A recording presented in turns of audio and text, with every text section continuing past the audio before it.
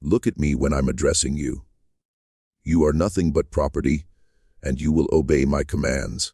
The bell tower of Whitmore Plantation stood 40 feet tall, built from Alabama red brick and topped with a brass bell whose sound could travel for miles across the cotton fields of Lowndes County. That bell served many purposes during the week. It summoned workers to the fields at dawn, marked meal breaks, and signaled the end of the workday. But on Sundays, at exactly 900 in the morning, when that bell rang 3 times in a slow, deliberate rhythm, it carried a different meaning. It meant someone was about to be broken. For 9 years in a row, from the spring of 1849 through the summer of 1858, Master James Whitmore had turned the Christian day of rest into his own private theater of psychological torment. While neighboring plantations allowed their enslaved people Sundays for rest, for time with family, for whatever small personal life bondage allowed, Whitmore had devised something far more sinister. He called it Sunday education. The ritual was carefully choreographed, repeated with mechanical precision every single week without fail. Rain or shine, summer heat or winter cold, the bell would ring at 900. Within 15 minutes, every enslaved person on the plantation, all 287 of them, would gather in the central courtyard. It was a large open space of hard, packed red clay, located between the slave quarters and the main plantation house. They would form a loose circle several rows deep, surrounding a cleared area about 30 feet in diameter. The overseers, 5 of them, would take their positions at intervals around the perimeter, whips coiled at their belts, watching for any hint of resistance or disobedience. Then the white spectators would arrive. This was perhaps the most disturbing part of Whitmore's Sunday ritual. He had sent invitations to neighboring plantation owners, to their wives and children, to any white person of good standing who wished to attend. He even had wooden benches built along one side of the courtyard, like theater seating, where his guests could sit comfortably as they watched the proceedings. They came regularly. The Morrison family from Oakage Plantation, 3 miles to the east. The Caldwell brothers, who owned Pine Grove Plantation to the south. The widow Patterson and her grown daughters from Riverbend. Sometimes as few as 5 spectators, sometimes as many as 15.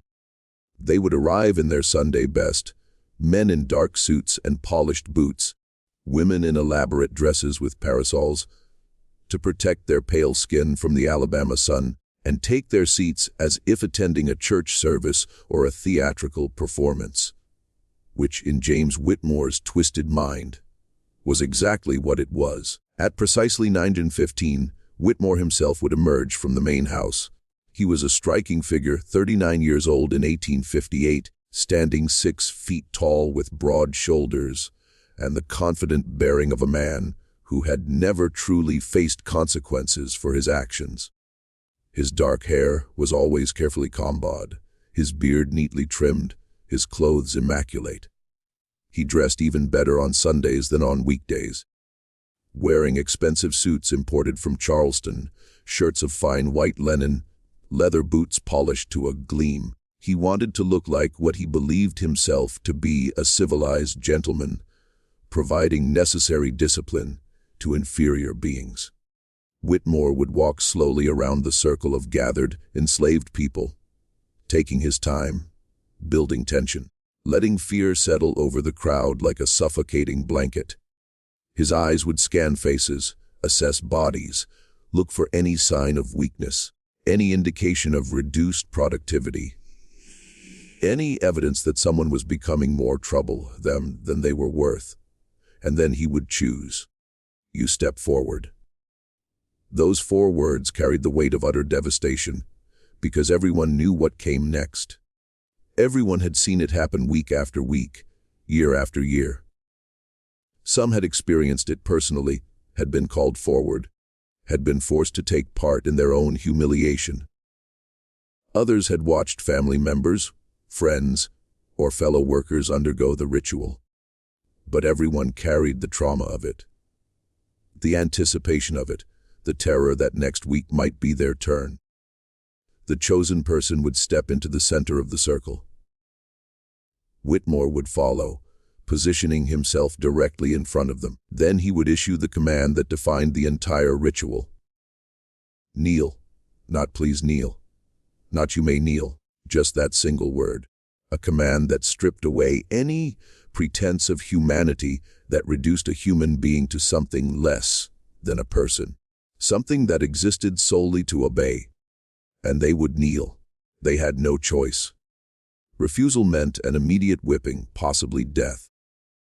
The overseer's hands would move to their whips at the slightest hesitation, making the consequences of disobedience absolutely clear.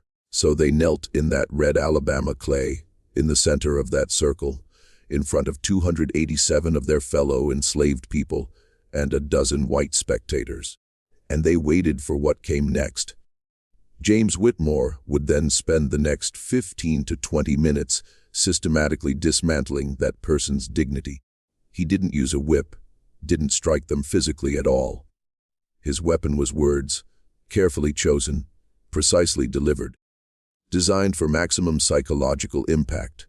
He would point his finger directly at the kneeling person's face. This gesture became his signature, the movement everyone dreaded, and begin his narration. Look at this specimen. He might begin, his voice carrying clearly across the silent courtyard. This is what failure looks like. This is what happens when you don't contribute your fair share. This person here has been eating our food, wearing our clothes, occupying our shelter, and what have they given in return? Substandard work, laziness, excuses. He would walk slowly around the kneeling figure, pointing out every perceived flaw, every weakness, every failure. If the person was old, he would mock their age, describing in detail how their declining body was becoming worthless. If they were injured, he would ridicule the injury, suggesting they had hurt themselves through stupidity or carelessness. If they were ill, he would question whether the illness was even real or just an excuse to avoid work. And he would do all of this in front of everyone they knew, their spouse if they had one, their children, their parents, their friends.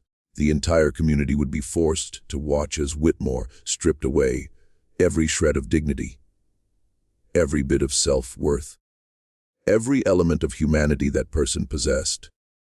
The white spectators would laugh at his cruel jokes, nod approvingly at his firm handling of his property, sometimes even offer suggestions for additional humiliations. This was entertainment for them, a diversion from the monotony of plantation life, proof of their own superiority. The enslaved audience would stand in rigid silence, eyes down, faces carefully blank. Showing sympathy for the victim might mark you as next week's subject. Showing anger or resentment would earn a whipping. So they stood like statues, forcing themselves to witness the degradation of someone they cared about, knowing there was nothing they could do to stop it. When Whitmore finally finished his verbal assault, when he had said everything he wanted to say, when he had extracted every possible ounce of psychological torment from the situation, he would step back and give his final command. Return to your place. The person would stand on shaking legs, would walk back to the circle with their head down and shoulders hunched, would disappear into the crowd of their community. But they weren't the same person who had stepped forward 20 minutes earlier. Something fundamental had been broken inside them. Some essential sense of self-worth had been shattered, and everyone else in that circle would silently note that could have been me. Next week it might be me. There's no safety, no protection, no way to avoid this except to work until your body gives out entirely, which was exactly the message Whitmore intended to send. Before we continue with this revenge story, don't forget to subscribe to the channel and comment which city you're listening from. Thank you. And let's keep going. James Whitmore hadn't invented this ritual out of nowhere. It had emerged from a combination of personal ambition, economic calculation, and what he would have called scientific management principles. He had inherited Whitmore Plantation in 1847 at age 28 when his father, Richard Whitmore, died of a heart condition. The property consisted of 200 acres of prime Alabama black belt land, so named for the rich, dark soil that produced cotton in abundance. The plantation had been in the family since 1832, when James' grandfather had purchased it from one of the original Creek Nation land speculators. After the Treaty of Cassetta forced the Creek people off their ancestral territory, Richard Whitmore had been a successful plantation owner by the standards of the era. He had maintained a workforce of around 250 enslaved people, produced an average of 400 bales of cotton per year, and earned enough profit to live comfortably and expand his property periodically. He had ruled through traditional methods of control, physical punishment for infractions, family separations as punishment for serious offenses, and the constant implicit threat of being sold downriver to the notoriously brutal sugar plantations of Louisiana. It was effective enough. The plantation turned a profit. The enslaved workers produced cotton. The system functioned. But James wanted more. He had been educated at the University of Alabama in Tuscaloosa, where he had developed interests in philosophy, psychology, and what would later be called scientific management. He had read extensively about methods of controlling animal behavior, books on training horses, managing cattle, breeding hunting dogs, and he had made what he considered an intellectual breakthrough. The same principles could be applied to enslaved people, but with even greater effectiveness, because humans could be controlled through psychological manipulation in ways that animals couldn't. Physical punishment, James believed, was crude and inefficient. Yes, it created fear, but it also created resentment and occasionally resistance. It damaged the body, reducing the enslaved person's ability to work, and it required constant repetition. You couldn't just whip someone once and expect permanent obedience. But psychological humiliation, properly applied, could break a person's spirit without touching their body, could create a deeper level of control based not just on fear of punishment, but on internalized shame and worthlessness. And, if done publicly in front of the entire enslaved community, a single humiliation could terrorize hundreds of people simultaneously. James had tested his theory cautiously at first. In the spring of 1849, he had called out an elderly man named Joshua, 67 years old, with hands gnarled by arthritis and a back permanently bent from decades of field labor. Joshua had been slowing down noticeably, struggling to keep up with the younger workers, clearly nearing the end of his productive years. On Sunday, May 15, 1849, James had Joshua brought to the center of the courtyard, made him kneel, and spent 20 minutes describing in meticulous detail every way Joshua had failed as a worker. Every drop tool, every slow movement, every moment where his declining body had cost the plantation productivity. Joshua hadn't been beaten, hadn't been whipped. He had simply been forced to kneel in the dirt, while his master enumerated his inadequacies in front of everyone he knew. The effect had been remarkable. Joshua returned to his cabin afterward and didn't speak for 3 days. When he finally resumed working, he pushed himself far harder than before, trying desperately to prove he was still useful, still valuable, still deserving of life. Within 2 months, the excessive effort had destroyed what was left of his health. He collapsed in the fields on July 23, 1849, and died 3 days later. But James didn't see this as failure. He saw it as validation.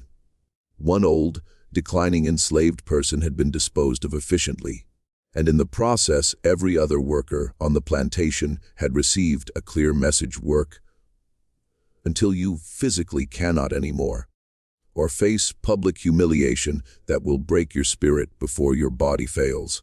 Productivity increased by 8% in the months following Joshua's humiliation. People hid injuries, worked through illness, pushed themselves beyond sustainable limits, all because they had witnessed what happened to those who showed weakness. So James continued the ritual every Sunday without exception for 9 years.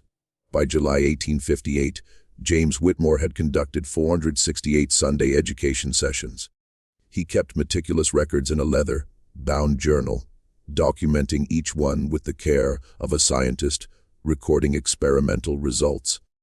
Name of the subject, their age, their specific weakness or failing, the exact wording of his humiliation, the reaction of the crowd, the subsequent change in the subject's behavior and productivity. He had chosen 187 different people over those 468 weeks. Some were selected only once. Others were repeat subjects called forward multiple times as their usefulness declined. Each humiliation more severe than the last. Martha, a woman who had lost 2 fingers in a cotton gin accident, had knelt 5 times between 1851 and 1856. Each session focused on her reduced manual dexterity, on her inability to pick cotton as fast as before the accident, on the cost to the plantation of keeping someone with damaged hands alive. Samuel, a young man who had developed a permanent limp, after breaking his leg in a fall from a wagon, had knelt 3 times. James had made him stand and walk during one session, forcing him to demonstrate his awkward gait, while describing how even a crippled mule is worth more than a crippled field hand. Hannah, a 12-year-old girl who stuttered when nervous, had knelt once. James had made her speak in front of the crowd, answer questions while she struggled with her stutter, then told her that a slave who can't even talk properly is barely better than livestock. The psychological damage rippled through the entire enslaved community. Children grew up watching their parents humiliated, internalizing the message that they were worthless, that their only value was their labor, that any weakness made them less than human. Parents watched their children degraded and were powerless to protect them. Spouses watched each other broken and could do nothing but stand silently, knowing that any protest would make things worse. The trauma was deep, pervasive, and exactly what James intended. He believed he had created the perfect system of control. No physical violence required, though the threat of it was always present. No financial cost of overseer brutality that might damage valuable property. Just psychological domination that kept an entire workforce terrorized, compliant, and desperately trying to prove their worth through ever-increasing productivity. The other plantation owners in Lowndes County had mixed reactions to James's methods. Some thought he was brilliant, a visionary who had discovered a more efficient form of control. They visited regularly to watch Sunday education sessions, took notes, discussed implementing similar systems on their own plantations. Others thought he was excessive, maybe even unstable. Charles Morrison from Oakage Plantation had told James more than once that publicly humiliating enslaved people was unseemly and beneath the dignity of a proper gentleman. But Morrison's objections were aesthetic rather than moral. He didn't think enslaved people deserved better treatment. He just thought gentlemen shouldn't lower themselves to such direct involvement in discipline. James ignored the critics. His plantation was more profitable than Morrison's. His cotton production per acre exceeded the county average. His system worked by every measurable standard. What James didn't know, what he couldn't know, was that his perfect system of control had a critical vulnerability. Terror, when applied with absolute consistency, becomes predictable, and anything predictable can be studied, analyzed, and eventually exploited. Elias had been born on Whitmore Plantation in 1831, delivered by the same midwife who had attended dozens of other births in the slave quarters. His mother, Ruth, had died during the delivery, hemorrhaging too severely for the midwife's herbs and pressure to stop.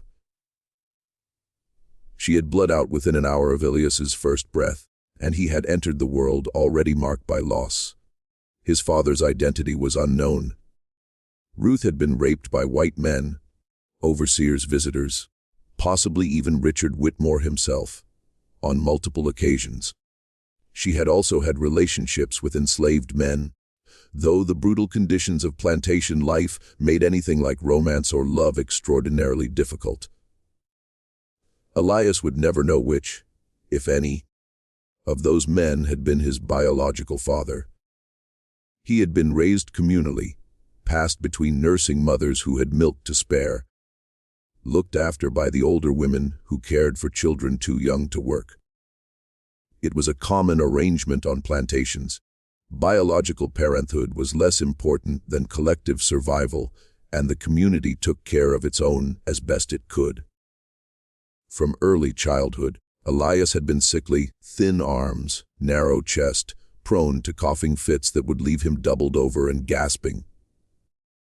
The plantation midwife, an elderly woman named Dabini, who had been brought from Africa 50 years earlier, had examined him multiple times, given him herbal treatments, and finally pronounced that his lungs were weak, probably damaged by some childhood illness. She told the overseers not to expect him to live past 10 years old. But Elias survived year after year, defying the midwife's prognosis, remaining alive despite his apparent fragility. By age 12, it was clear he would never be suitable for heavy field labor. He simply didn't have the physical strength or stamina. So he was assigned lighter duties, carrying water to field workers, feeding chickens and pigs, running messages between overseers, helping with small repairs around the plantation. These tasks kept him alive, but also gave him something unusual: mobility and observation opportunities. While field workers spent their entire days in assigned sections of the plantation, supervised constantly, Elias moved freely. His jobs took him everywhere: to the fields, to the main house, to the various outbuildings and storage areas. And because he was considered weak, harmless, barely worth noticing, the overseers paid him little attention. So Elias watched and listened and learned. He learned the schedules, knew which overseers woke early and which slept late, knew when the master took his afternoon rest, knew when the plantation was most heavily supervised and when attention was lax. He learned the personalities, knew which overseers were cruel by nature and which were just following orders, knew which ones drank too much and fell asleep on night watch, knew which ones could be distracted by flattery or appeals to their vanity. He learned the geography, knew every path, every hidden spot, every blind corner where someone could move unseen, knew where supplies were kept, where horses were stabled, where the roads led away from the plantation. And critically, Elias learned to read. This was extraordinarily dangerous. Teaching enslaved people to read was illegal in Alabama, punishable by severe whipping for the enslaved person and fines or imprisonment for anyone who taught them. The entire legal structure of slavery depended on keeping enslaved people illiterate, unable to access information, unable to forge travel passes, unable to read abolitionist materials. But Elias had discovered a stash of old newspapers in the storage shed when he was 14 years old. He taught himself the alphabet by studying the letters, comparing repeated words, slowly deciphering meaning.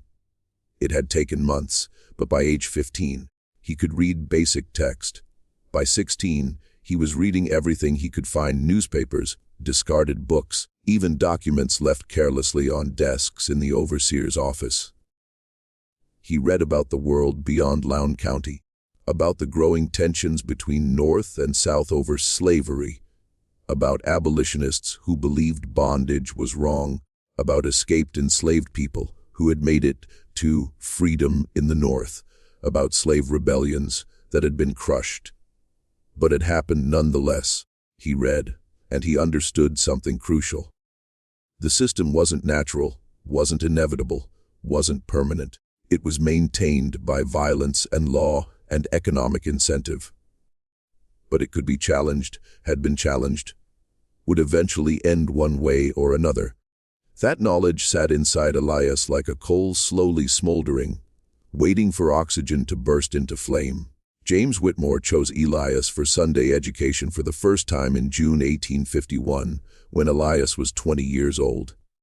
The reason was simple. Elias had been seen coughing frequently, seemed to be getting weaker, was slowing down in his assigned tasks. Elias knelt in that red clay courtyard while the master pointed and spoke about weakness, about limited value, about the burden of keeping useless people alive. He knelt for 20 minutes, while 250 people watched, including several he considered friends, and one woman, a field worker named Grace, whom he had been courting in the limited ways plantation life permitted.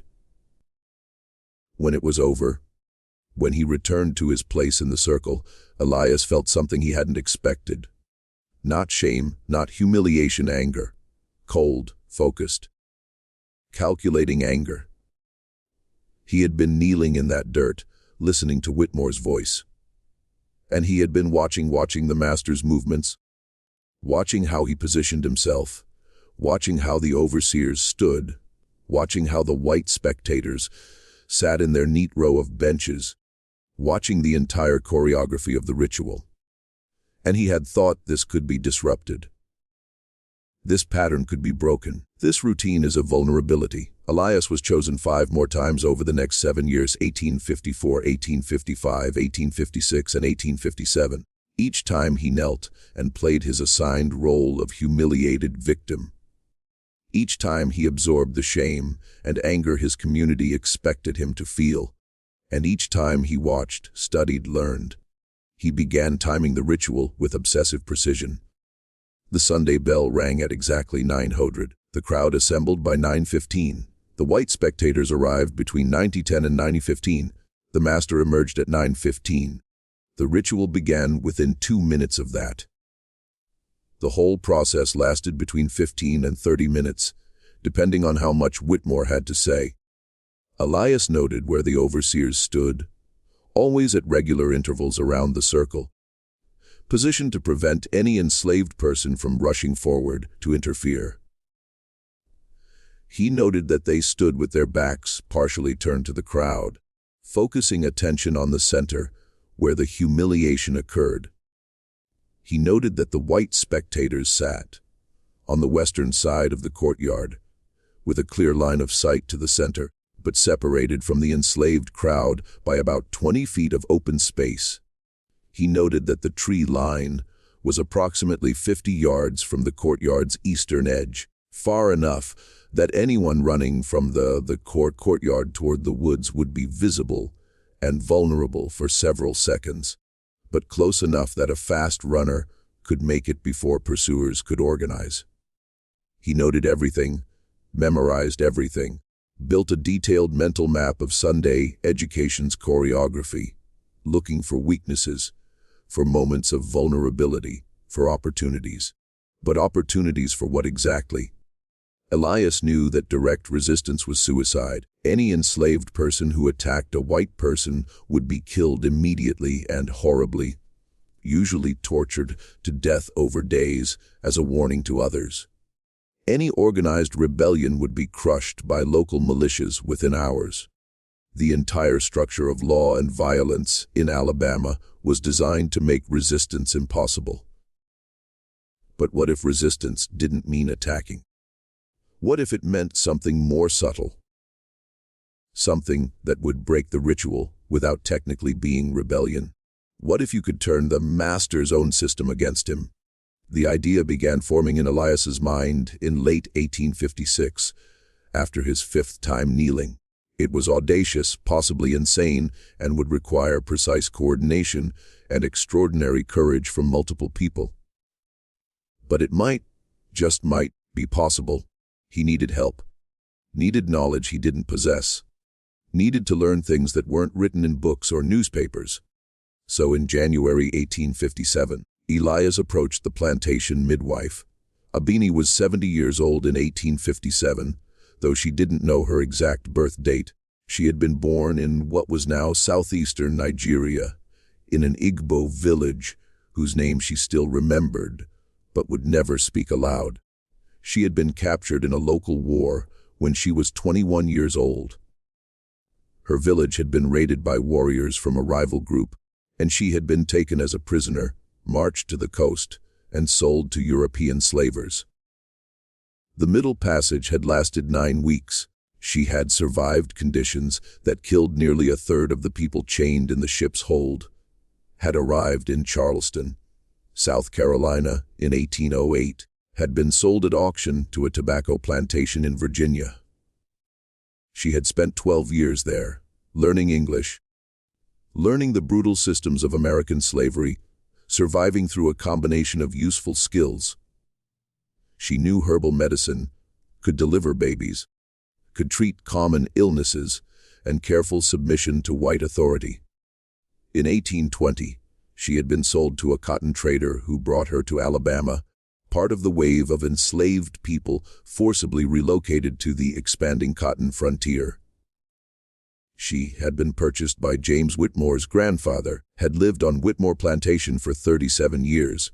By 1857, she had seen 3 generations of Whitmore masters, had delivered James Whitmore himself in 1819, had cut his umbilical cord, and cleaned his infant body, had watched him grow from baby to child to man, had witnessed his transformation from a spoiled plantation heir into the architect of Sunday education.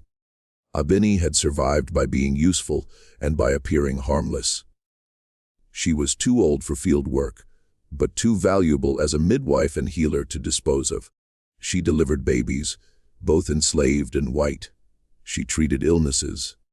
She knew which plants could reduce fever, which could ease pain, which could stop infections. The plantation needed her skills, but Abini carried other knowledge too. Knowledge from before the ships, before the chains, before America. In her homeland, she had been the daughter of a warrior, had grown up learning combat techniques that Igbo fighters had developed over generations. Her people had been skilled in close quarters combat, in fighting larger opponents, in using leverage and precision rather than brute strength. That knowledge had been useless in slavery. Teaching it would get you killed. Using it would get everyone killed.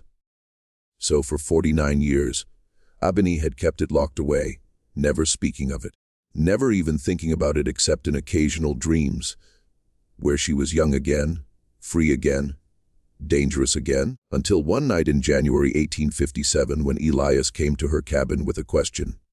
They were alone. It was late, well after dark. The other people who shared Abini's cabin, 2 other elderly women, were asleep in the corner. The only light came from a small fire in the crude stone fireplace. Elias sat across from her and spoke quietly. "I need to know if something is possible." Abini studied him. She had known Elias his entire life, had been present at his birth, had watched him grow. She knew he was smarter than he appeared, that his sickly exterior hid a calculating mind. She had suspected for years that he was playing a role, deliberately appearing weaker than he actually was. "What kind of something?" she asked. "If someone wanted to hurt Master Whitmore, not kill him, that would just get everyone slaughtered. But hurt him, humiliate him the way he humiliates us. Would that be possible?" Silence. The fire crackled. Outside, a dog barked in the distance. "You're planning something," Abini finally said. "I'm planning to not die on my knees in that courtyard. I'm planning to make him feel what we feel, just once. I'm planning to do something that might cost me my life, but might also show everyone that he's not untouchable." Abini was quiet for a long time. She was old, had lived through horrors these younger people could barely imagine, had survived by being careful, by never taking unnecessary risks, by accepting that resistance was futile and survival was the only victory available. But she was also tired of watching people broken every Sunday, tired of delivering babies into bondage, tired of healing bodies that would just be worked to death anyway, tired of surviving in a world where survival was the only option. "If I tell you what I know," she said slowly, "and if you use it, we'll probably both die. You understand that?" "Wes, and you still want to know?" "Yes." Abini looked at him for a long moment, then nodded. "There's always a way to hurt someone bigger and stronger. But it requires planning, precision, and surprise. And it requires accepting that you might not survive." "Tell me," Elias said. And so over the next 18 months, in stolen moments late at night or in hidden corners of the plantation, Abini taught Elias everything she remembered. Not fighting techniques. Elias didn't have the physical strength for direct combat, but strategy, psychology, how to identify vulnerabilities in routines, how to coordinate multiple people, how to create confusion that could be exploited, how to plan for contingencies. Most importantly, she taught him patience. "The master performs his ritual every Sunday," Abini said. "Has done it for years. That consistency is his weakness. He thinks it makes him powerful. That predictability demonstrates his control. But predictability means we can study him, learn his patterns, prepare for the exact sequence of events." "And then what?" Elias asked. "Then you find the moment. The single instant when his attention is focused elsewhere, when his overseers are looking the wrong direction, when everything aligns, and in that instant you act." "And how do I create that moment?" Abini smiled, a rare expression that made her look simultaneously ancient and fierce. "You don't create it. You make him create it. You use his own ritual against him." Over those 18 months, a plan took shape. It was audacious, required perfect timing, required recruiting and coordinating multiple people without the conspiracy being discovered, required everyone involved to accept that they would probably be killed. But it was possible. By July 1858, everything was ready. The only question was whether Elias and the others would have the courage to go through with it. When the moment came, building a network of resistance on a plantation was perhaps the most dangerous undertaking an enslaved person could attempt. The entire system was designed to prevent exactly this kind of coordination. Informants were everywhere. Some enslaved people would betray conspiracies in exchange for better treatment, extra food, or simply out of fear of collective punishment. The overseers were trained to watch for unusual gatherings, suspicious conversations, any sign that people were organizing, and the penalties for conspiracy were absolute. If discovered, everyone involved would be tortured to death publicly as a warning to others. Their families would be sold away, scattered to different states. The entire enslaved population would face collective punishment, reduced rations, increased work hours, random whippings to terrorize everyone into submission. So, Elias had to be extraordinarily careful about who he approached and how he approached them.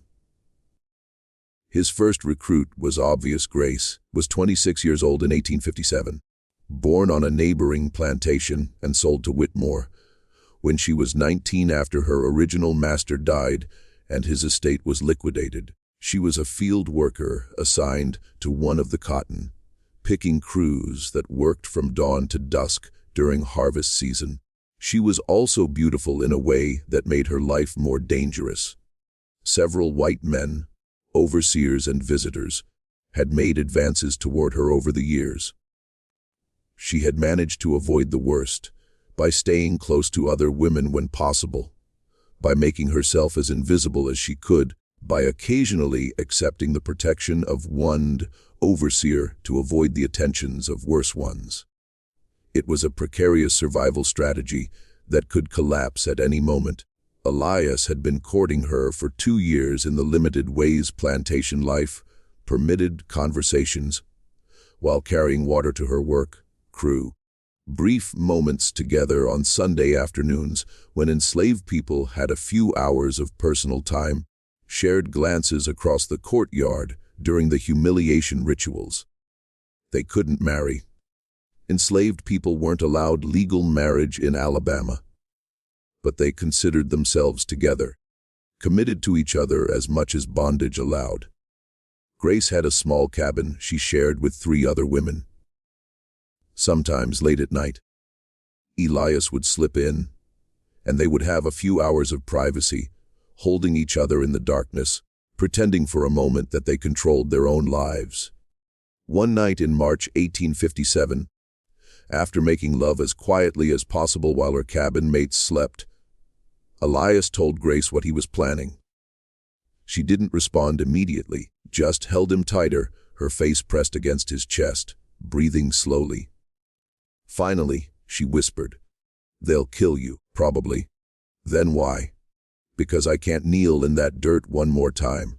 Can't watch other people kneel. Can't live like this anymore. Even if I die, at least I'll die doing something, fighting back." Making him feel afraid, just once. Grace was quiet for a long time. When she finally spoke, her voice was steady. "What do you need me to do?" That was it. No argument. No attempt to dissuade him. Just immediate commitment.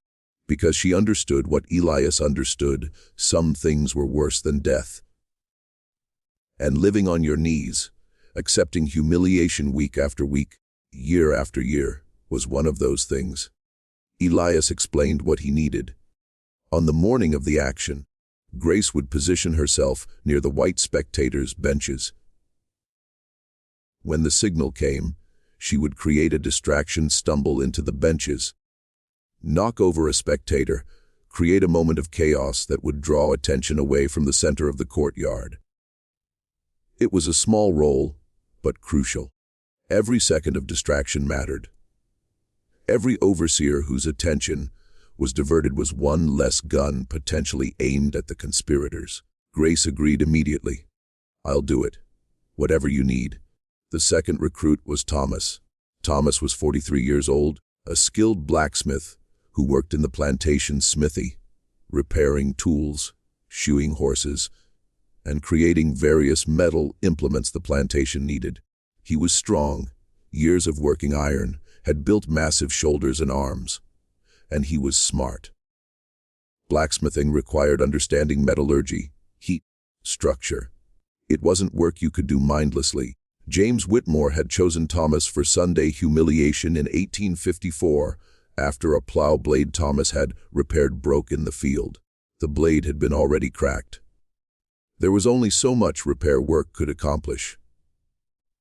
But Whitmore had blamed Thomas anyway, made him kneel, spent 20 minutes describing how even a simple-minded blacksmith should be able to recognize unsalvageable metal. The humiliation had burned in Thomas for 3 years. Every Sunday when he watched someone else kneel, he remembered his own time in that dirt. Every time he repaired a tool, he thought about how his skill and labor benefited a man who considered him worthless. Elias approached Thomas in the smithy one afternoon when they were alone, spoke carefully, watching for any sign that Thomas might report the conversation. "I'm planning something for one of the Sunday rituals, something that will hurt the master the way he's hurt us. I can't tell you details unless you're committed. But I need to know, if there was a way to strike back, would you risk your life to do it?" Thomas had been hammering a horseshoe. He paused mid-swing, held the hammer suspended, stared at the red, hot metal on his anvil. Then he looked at Elias. "When? I don't know yet. Months probably, when everything's ready." "What do you need from me?" Elias told him.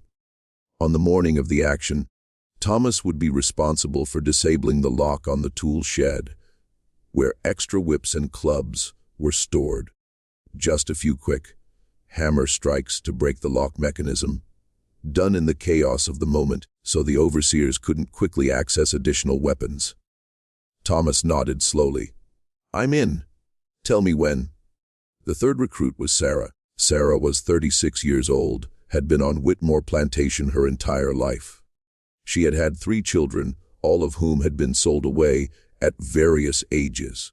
One at age 7, one at age 10, one at age 12. This was common practice.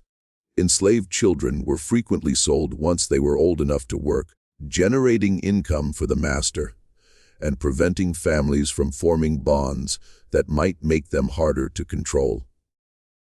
The loss of her children had broken something in Sarah. She went through the motions of existence, but there was a hollowness to her, a sense that the essential core of her humanity had been ripped away.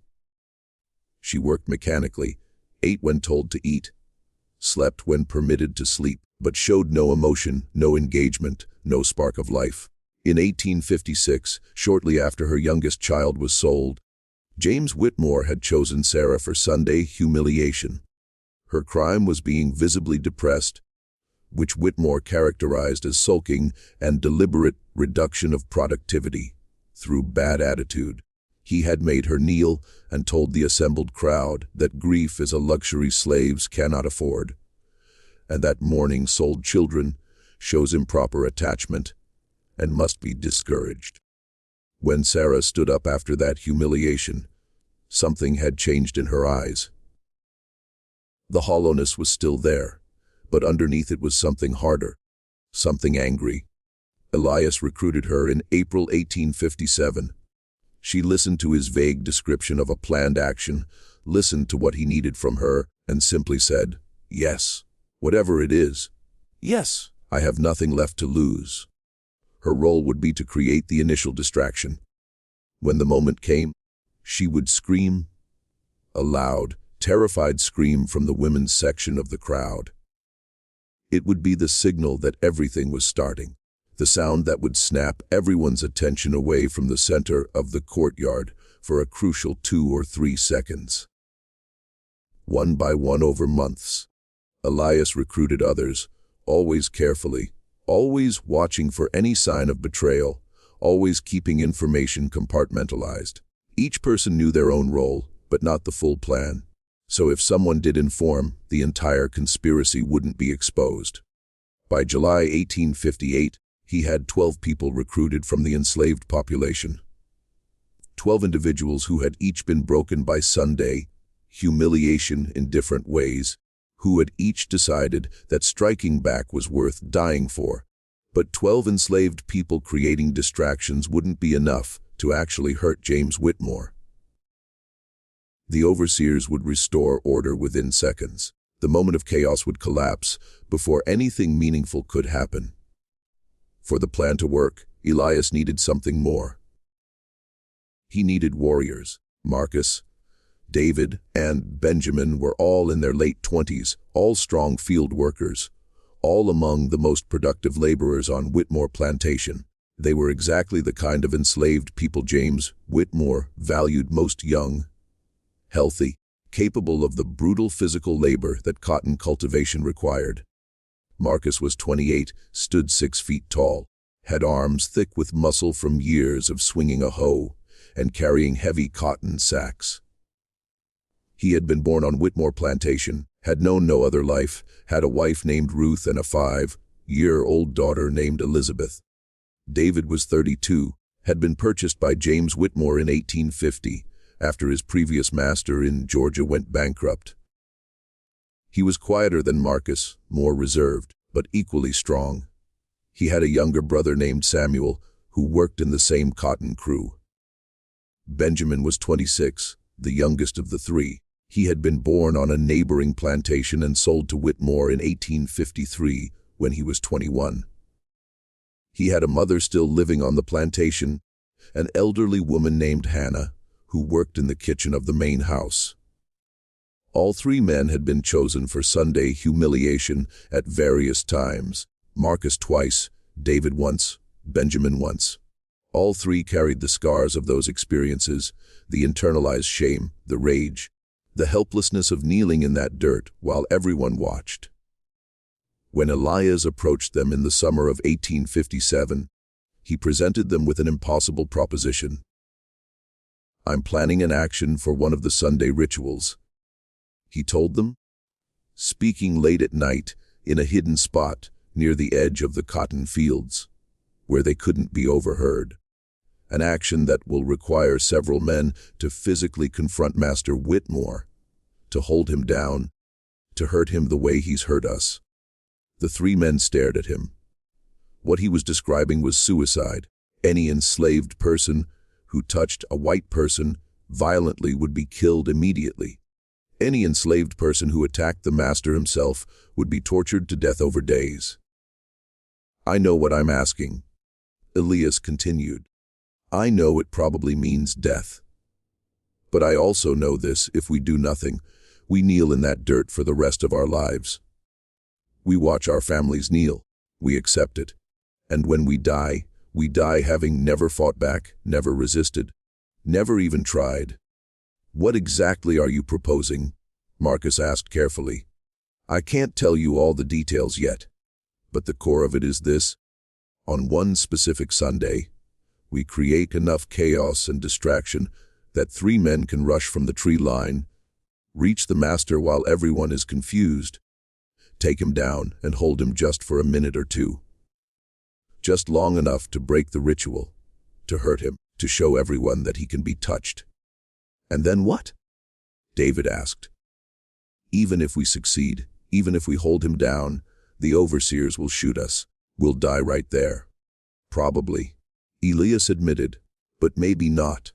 Maybe in the chaos, with all the distractions happening simultaneously, maybe there are a few seconds where you can act and then surrender before anyone has time to shoot. Maybe it's not a good plan for survival, I won't lie about that. But it's a plan for resistance, for fighting back, for making him afraid." Benjamin spoke for the first time. "Why us? Why not just ask for volunteers?" "Because this part of the plan, the physical confrontation, requires men who are strong enough to take down the master and hold him. It requires men who can move fast and hit hard, and it requires men who have nothing left to lose." "We all have something to lose," Marcus said quietly. "I have a wife and daughter. I know, and they'll probably be punished if you do this. Sold away, most likely. The master will want revenge on your families. So I'm asking you to risk not just your life, but their future." "I know how much I'm asking. I know it's not fair." The three men looked at each other. Marcus's jaw was clenched. David was staring at the ground. Benjamin's hands were balled into fists. Finally, Marcus spoke. "When do we do this?" Elias felt a rush of relief mixed with guilt. "Not yet. First, we have to prepare, and we have to get you off the plantation." "What?" "If you're going to physically attack the master, you can't be here the day before. The overseers would grab you immediately, so you need to disappear. Need to escape and hide nearby. Live in the woods for months while we prepare everything else. Then, on the right Sunday, you come back." It was insane, asking them to escape, to taste freedom, and then return to the place of their enslavement to carry out a suicide mission. But all three agreed. Over the following months, Elias planned their escape with the same meticulous care he applied to everything.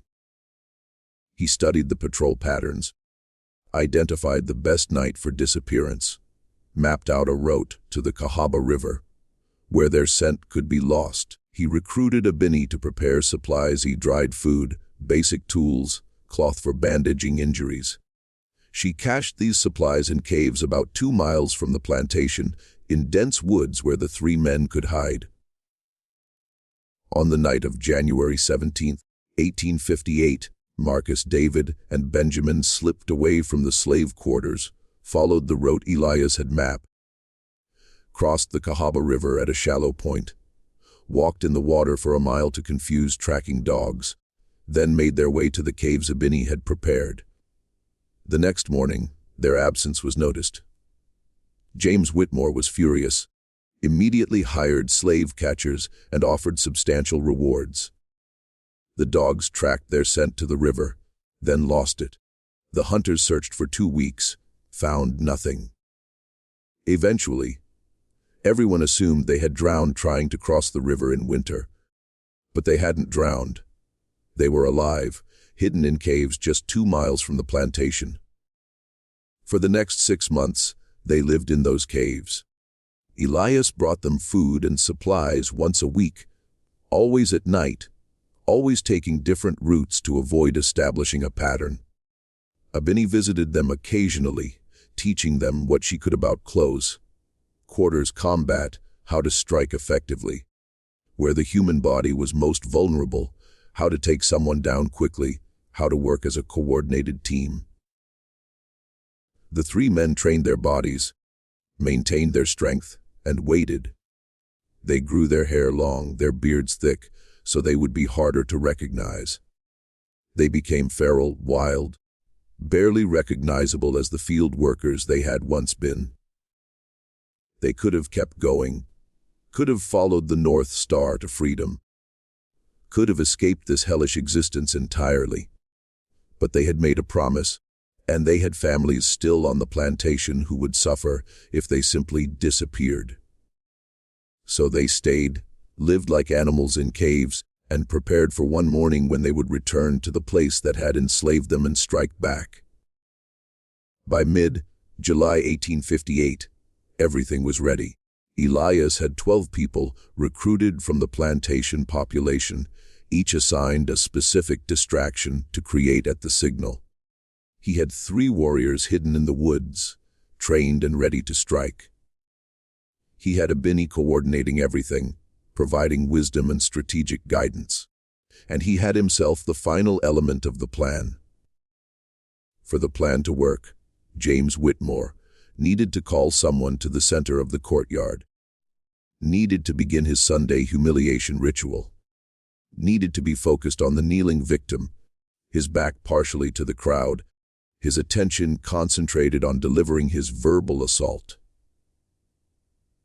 And the person he called needed to be someone who wouldn't panic, who would keep their composure during the chaos, who would play their role perfectly.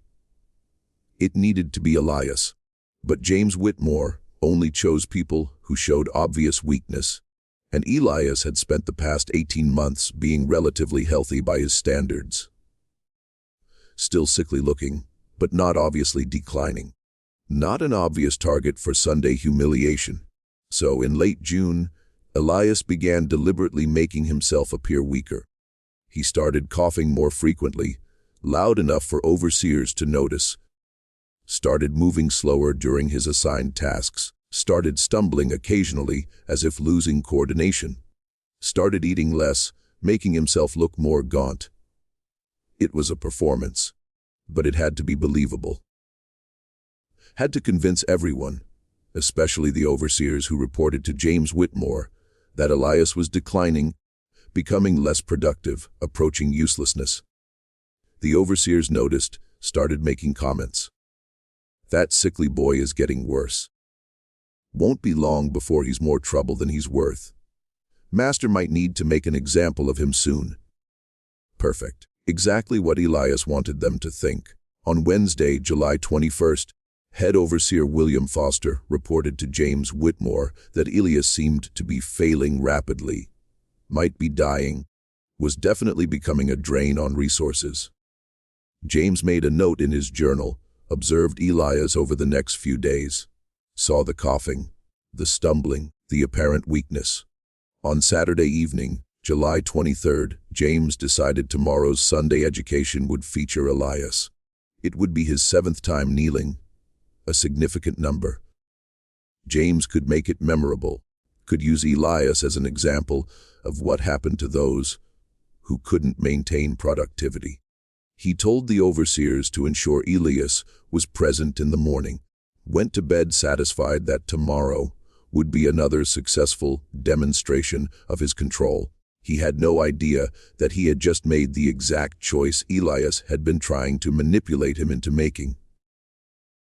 That Saturday night, Elias visited each of the 12 conspirators individually, spoke briefly to each one, confirming they remembered their roles, ensuring they were still committed. All 12 were ready. Some were terrified, some were calm, some were eager. But all were ready. He walked to the edge of the woods where Marcus, David, and Benjamin were hidden. Told them, tomorrow. The bell will ring at 900, be in position by 8:45. Watch for Sarah's scream. When you hear it, move fast. The 3 men nodded. They had been waiting 6 months for this moment. They were ready. Finally, Elias went to Abini's cabin. The old woman was awake, sitting by her small fire, as if she had been expecting him. Tomorrow, Elias said simply. Abini nodded. You understand you'll probably die? Yes. And you're at peace with that? Elias thought about it. I'm at peace with trying, with fighting back, with refusing to kneel one more time and just accept it.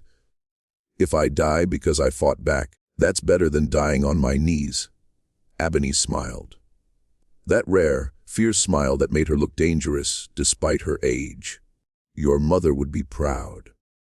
I was there when you were born, when she died. She fought to bring you into this world. Tomorrow you fight to show that the world can be changed. That's a good death if it comes to that. And if it doesn't, if somehow I survive, then you run. You run north. And you don't stop until you're free. And you tell this story. You make sure people know that resistance happened here, that we didn't just accept our bondage, that we fought back. Elias nodded, hugged the old woman, one of the few people who had shown him genuine care in his 27 years of life. Then he returned to his cabin, lay down on his wooden pallet, and tried to sleep. He didn't sleep much, kept thinking through the plan, through every detail, through everything that could go wrong. There were so many variables, so many things that could fail. But by dawn on Sunday, July 24th, 1858, Elias felt calm. Whatever happened, at least he had tried. At least he had refused to accept the system. At least he had fought back. It would have to be enough. The Sunday bell rang at exactly 9:00 a.m. 3 slow, deliberate tolls that echoed across Whitmore Plantation. The enslaved population began assembling in the courtyard within minutes. This was deeply ingrained routine. Everyone knew where to stand, how to position themselves, what was expected. By 90:10, all 287 people were in place, forming their loose circle around the open center area. The 5 overseers took their positions at intervals around the perimeter. William Foster, the head overseer, stood on the western edge, Jacob Mills on the north, Robert Crawford on the east, Thomas Quinn and Daniel Harper on the south. All 5 had whips coiled at their belts. Crawford and Foster also had pistols holstered at their hips. The white spectators began arriving at 9:12. The Morrison family from Oakage Plantation, Charles Morrison, his wife Elizabeth, and their 2 teenage sons. The Caldwell brothers, Richard and Samuel, who owned Pine Grove Plantation. The widow Patterson and her daughter Anne from Riverbend. They took their seats on the benches along the western side of the courtyard, adjusting their fine Sunday clothes, opening parasols against the already intense Alabama sun. It was going to be a hot day. The temperature was already 82 degrees and climbing. At 9:15 precisely, James Whitmore emerged from the main house. He looked immaculate. Dark suit perfectly tailored, white linen shirt without a wrinkle, black leather boots polished to a mirror shine. His dark hair was carefully combed, his beard neatly trimmed. He carried himself with absolute confidence, the bearing of a man who had performed this ritual 467 times before and expected the 468th to go exactly as planned. He walked slowly to the center of the courtyard, savoring the moment, letting anticipation build. The assembled crowd was silent, every face carefully neutral, every eye averted. This was the fear he had cultivated for 9 years. Absolute submission demonstrated through body language. James stopped in the center of the cleared area, surveyed the crowd with satisfaction. Then he spoke, his voice carrying clearly across the silent courtyard. Another beautiful Sunday morning. A day for rest, for reflection, and for necessary education. The white spectators smiled. They knew what was coming. This was their entertainment, their weekly confirmation of the natural order of things. Today, James continued, we need to address a familiar problem. We have individuals among us who consume resources but provide minimal return.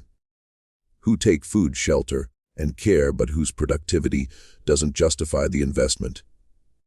His eyes found Elias in the crowd. Elias stood in the eastern section of the circle, shoulders hunched, body language suggesting exhaustion.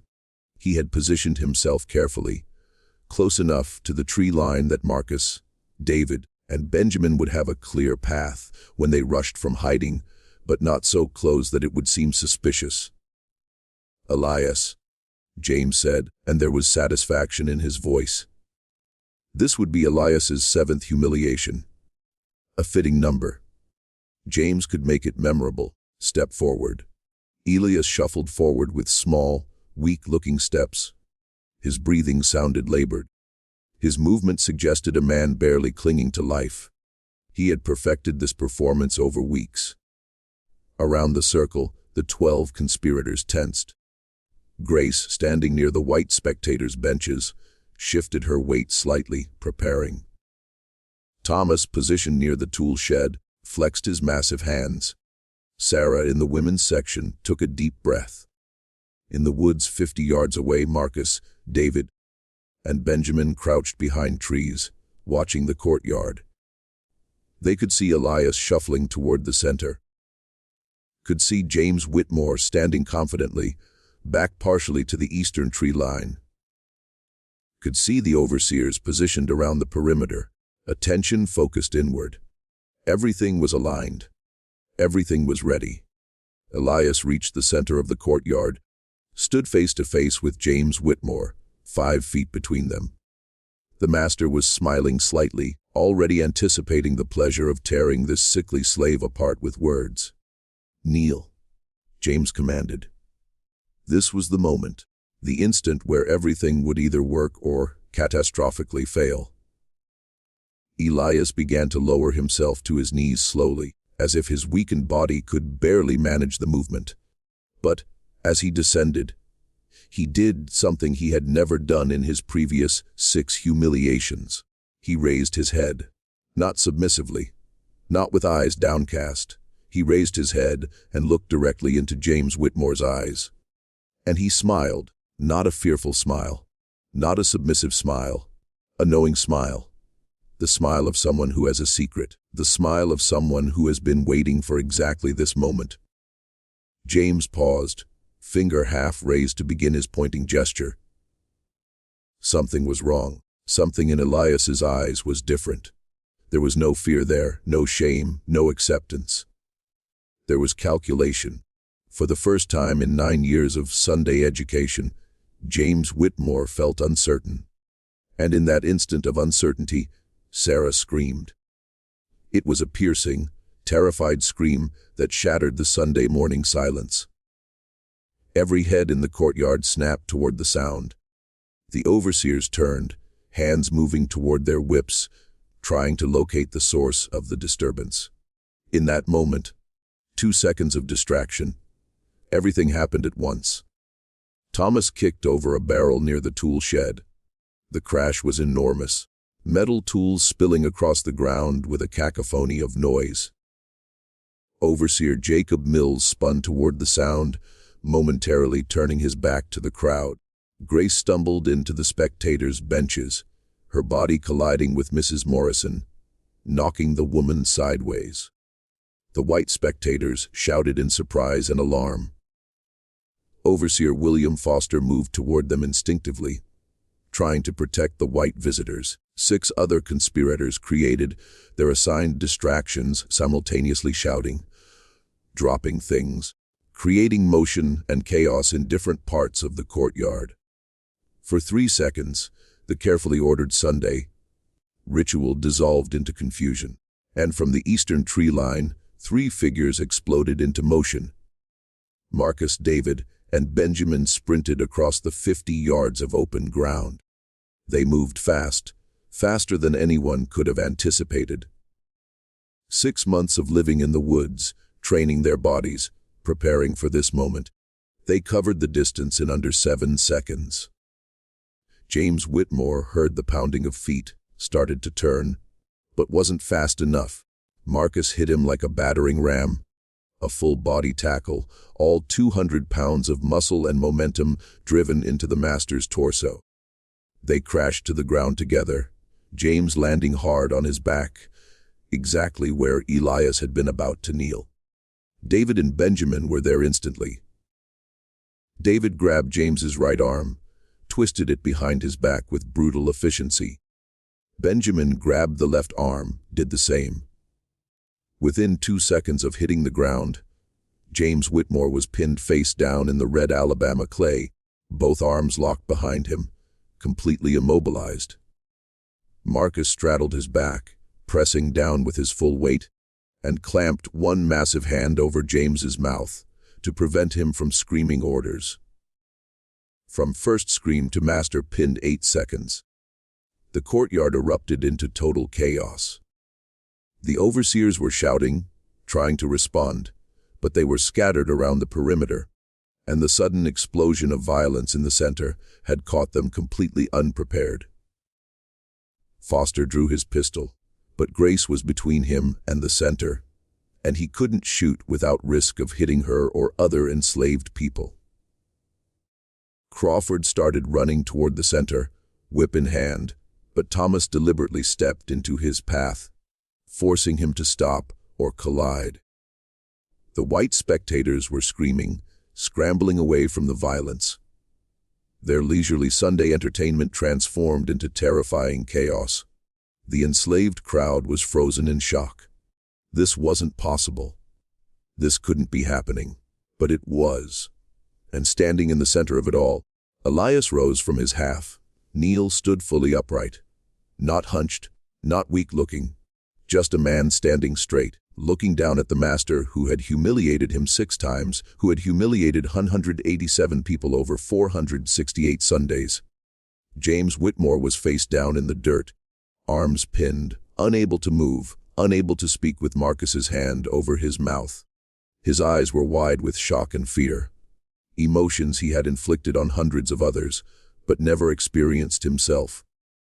Elias knelt beside him, not in submission now, in control.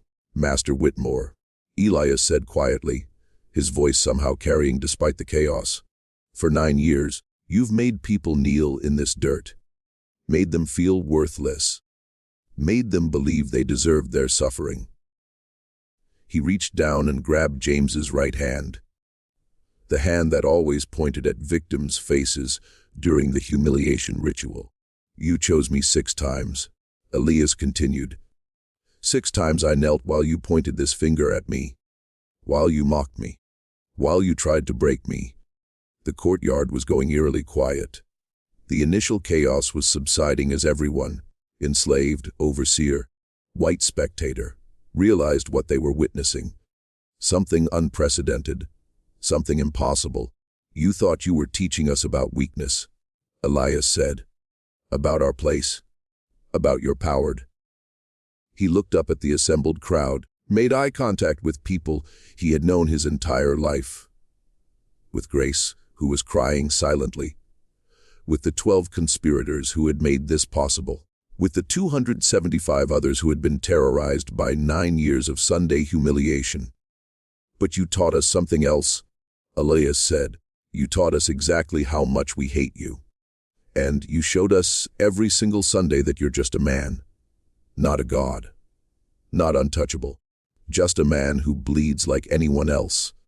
And then Elias did what he had been planning for 18 months. He took James Whitmore's pointing finger, the finger that had been aimed at 187 people's faces, and he broke it. The snap was audible across the courtyard. James screamed behind Marcus's hand, the sound muffled but agonized. That's for Joshua, Elias said clearly. The first man you humiliated, who died 3 months after you broke him. He moved to the second finger, bent it back slowly, deliberately, until it broke. That's for Martha, who lost her fingers in your cotton gin, then lost her dignity in this courtyard 5 times. Third finger. Another sickening snap. That's for my mother, Ruth, who died bringing me into this world because you worked her through her pregnancy without mercy. Fourth finger. That's for Grace, for Sarah, for Thomas, for everyone who has knelt here and carried the shame you inflicted. James was sobbing now, tears mixing with the red clay dust on his face. His right hand was destroyed, 4 fingers broken, hanging at unnatural angles. The symbolic violence was precise, controlled, devastating. Elias wasn't killing James, wasn't even seriously injuring him beyond the broken fingers. The master would survive this physically. But psychologically, he was being annihilated. The overseers finally organized themselves enough to respond. Foster and Crawford both had pistols drawn, were aiming at the men holding James. "Let him go," Foster shouted, his voice cracking with fear and anger. "Let him go right now, or we'll shoot. We'll kill all of you." This was the moment the plan had always been leading to, the moment where controlled violence had to end before it became a massacre. Elias stood up, stepped back, hands raised. "Release him," he said calmly to Marcus, David, and Benjamin. The 3 men immediately let go of James's arms and stood, hands raised, showing they were surrendering. They had done what they came to do. The violence was over.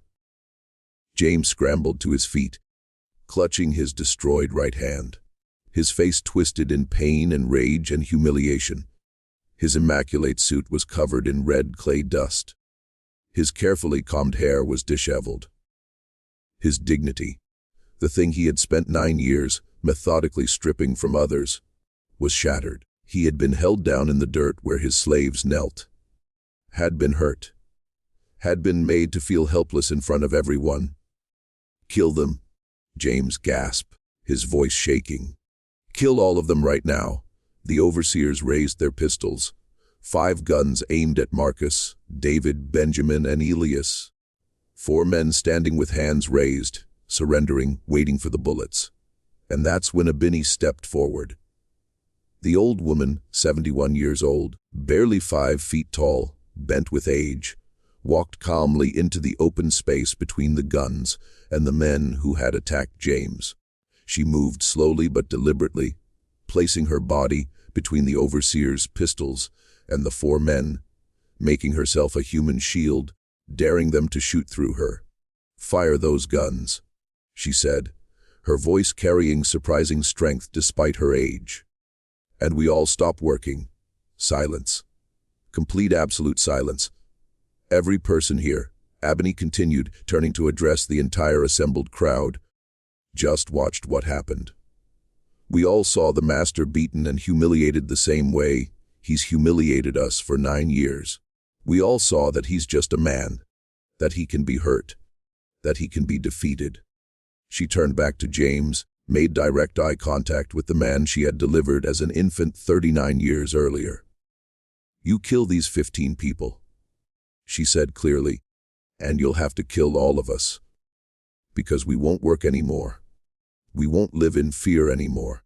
You've shown us for 9 years that death is preferable to humiliation. Well, today these men showed us that fighting back is preferable to both."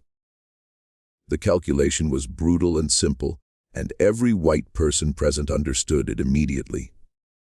If James executed 15 people, the remaining enslaved population might actually rebel, might decide that dying on their feet was better than living on their knees.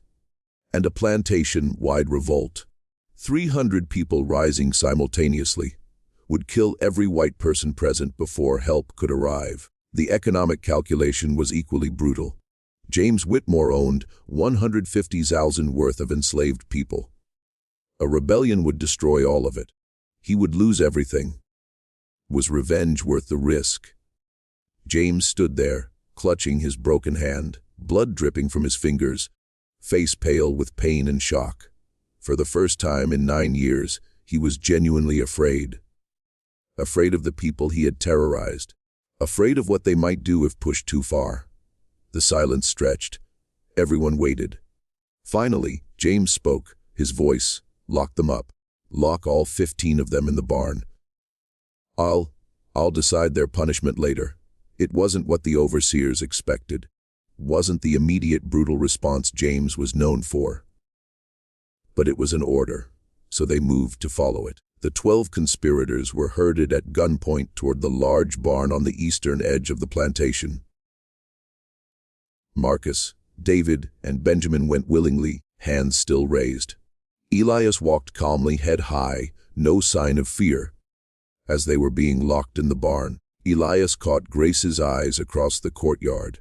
She was crying, but she was also smiling, proud, amazed, grieving for what was coming, but grateful for what had happened. The other enslaved people were sent back to their quarters. The white spectators fled to their carriages and horses, desperate to get away, to report what they had witnessed, to warn other plantation owners that the unthinkable had happened at Whitmore Plantation. And James Whitmore retreated to the main house, where a doctor was hastily summoned to set his broken fingers. The Sunday ritual was over. It would never happen again. James Whitmore didn't execute the 15 conspirators, didn't even whip them publicly, though every neighboring plantation owner urged him to make a spectacular example.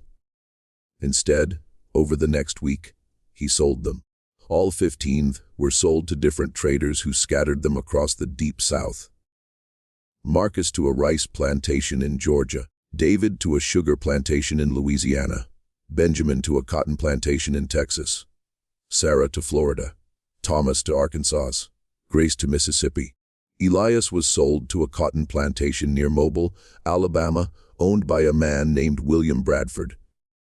James's reasoning was cold and calculated. If he executed them, they would become martyrs. Their deaths would inspire more resistance. But if he simply removed them, scattered them so they couldn't communicate or build on what they had started, maybe the incident could be contained. He was catastrophically wrong. The story spread like wildfire through the enslaved communities of the Deep South. Within a week, every plantation in Alabama knew. Within a month, the story had reached Mississippi, Georgia, and Tennessee. Within 6 months, enslaved people in Virginia and the Carolinas were telling their children about the day a slave named Elias stood up, while the master knelt down. The details got embellished in the retelling, as stories do. But the core truth remained: the enslaved people had attacked their master, had hurt him, had humiliated him in front of everyone, and had survived. The psychological impact was enormous. The enslaved population had been told through law, through violence, through constant degradation, that resistance was impossible, that masters were untouchable. July 24, 1858, proved otherwise. James Whitmore never recovered. His broken fingers healed poorly, leaving his right hand partially crippled. But the deeper damage was mental. He couldn't face the people on his plantation anymore without seeing contempt in their eyes, without remembering being held face down in the dirt. He became paranoid, started drinking heavily, stopped going outside except when surrounded by armed overseers. In 1860, he sold Whitmore Plantation and moved to Mobile, bought a townhouse, lived as a recluse. He died in 1863 at age 47, officially from pneumonia, but everyone who knew him said he had really died of shame and fear. Elias was sold to William Bradford's plantation near Mobile. He worked there for 1 year, then escaped in the summer of 1859. Made it to the Underground Railroad, reached Ohio by October. During the Civil War, he enlisted in the 54th Massachusetts Infantry, one of the first African-American regiments. Fought in multiple battles, including the assault on Fort Wagner. Survived the war, settled in Boston, worked as a carpenter, married a woman named Rebecca in 1867, had 4 children, all free, all educated. He told the story of July 24, 1858, to anyone who would listen, made sure it was written down, preserved, passed on. He lived until 1899, died at age 68, having seen slavery end, and having helped ensure the story of resistance was remembered. Marcus was sold to Georgia, escaped when Union troops approached Savannah in 1864, joined the Union Army, fought with Sherman's forces. After the war, became a blacksmith in Savannah, raised 5 children, lived until 1891. David disappeared, sold to Louisiana, no records after 1859, possibly died, possibly escaped. History doesn't know. Benjamin was sold to Texas, escaped in 1862, tried to reach Mexico, was caught by slave catchers, was killed resisting recapture. He was 30 years old. Sarah was sold to Florida, freed by Union troops in 1865, but contracted yellow fever shortly after. Died at age 43, having lived to see slavery end. Grace was sold to Mississippi. Her master there was reportedly less brutal than James Whitmore. She was freed in 1865, moved to Memphis, worked as a seamstress, never saw Elias again, but heard he had survived and was proud, lived until 1908. Ebony was never sold. James didn't dare. She lived on Whitmore Plantation until freedom came in 1865, moved in with her granddaughter afterward. Died in 1867 at age 80. Having lived to see the world, she had fought to change, finally break,